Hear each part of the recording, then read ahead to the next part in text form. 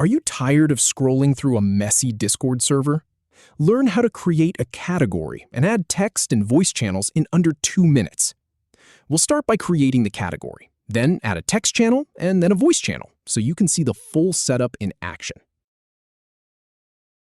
First, head over to your Discord server. Now, right-click on an empty spot in the sidebar. From the menu, choose Create Category.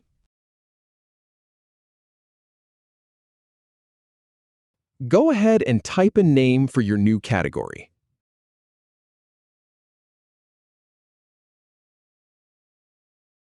Optionally, if you'd like to restrict access to specific roles or members, toggle the Private Category switch.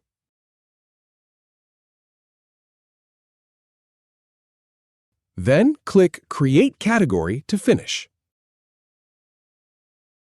Next, hover over the new category and click the plus button. Pick Text Channel, then enter a name for it.